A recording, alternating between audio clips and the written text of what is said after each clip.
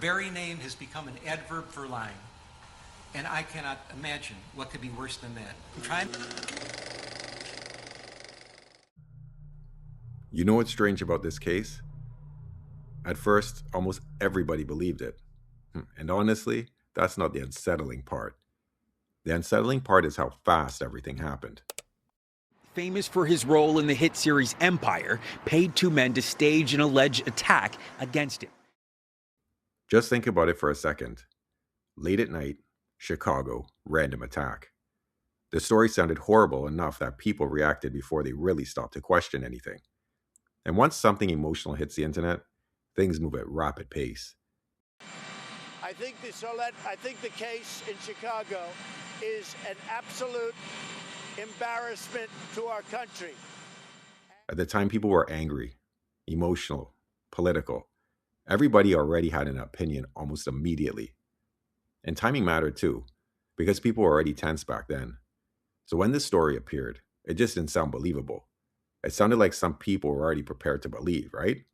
And that's where the situation can start getting dangerous. Because once millions of people emotionally lock into a version of events, the story starts to become bigger than the facts. From the night he claimed he was assaulted by two men in an apparent hate crime. Police body cam video capturing the embattled actor at his apartment, still wearing the noose he says his attackers put around his neck. You want to take it off or anything? Yeah, I do. I just want to see. The video part. But while everybody online was reacting, investigators were doing something much colder. They were checking to see if the story actually matched reality. Cameras, movement, timing, sequence. And slowly, these little things started to feel off. Nothing huge at first, but the details didn't fully sit right with them. And that's the uncomfortable thing about footage. It doesn't care how emotional a story feels. It just keeps showing you the same thing, over and over again. At first, this story had tons of momentum. People were defending, repeating, and building reactions around it. But while all this was happening, investigators were still rebuilding that night piece by piece. And slowly, the evidence started catching up.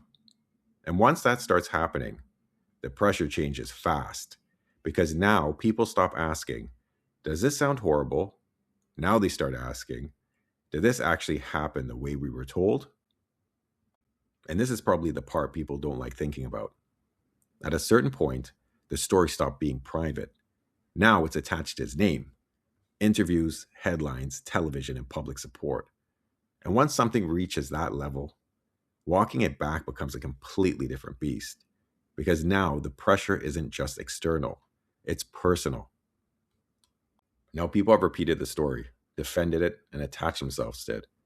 And maybe that's the part where this case feels so strange afterwards. Because most people think they'd immediately tell the truth once things start collapsing, right? But human beings don't always work that way. Sometimes, once a story grows big enough, continuing the lie starts to feel easier than trying to escape it. So then I was like, there's bleach on me too. So when the police came, I kept the clothes on. I kept the rope. So you had the rope on the entire time? I mean, it wasn't like wrapped around, but yeah, it was around because I wanted them to see. And this is where things start getting ugly. Because now, every time investigators check something, another problem showed up. A timeline issue, a camera, movement, or something else that didn't fully fit. And once enough little problems start piling up, the room starts closing in. Because now, there's just too much out there. Way too many interviews, too many statements, and too many details people can now compare. And once enough cracks appear, people stop protecting the story. Now they start pulling it apart. Chicago late at night and was the victim. And somewhere around this point, it starts feeling like there's no clean way out of this anymore. Too many people are watching. Too many things already exist on record. And once enough details stop lining up, people begin looking at the entire situation differently. Great actor in Chicago went out and he said, I was beaten up by MAGA country. Can you believe it? Now that's a hate crime, right? There's a reason why this case still sticks with people years later. Not because everything collapsed instantly, because it didn't. It happened slowly. One camera, one timeline, one uncomfortable detail at a time. Until eventually, the story stopped matching what people could actually see. That was the fatal detail.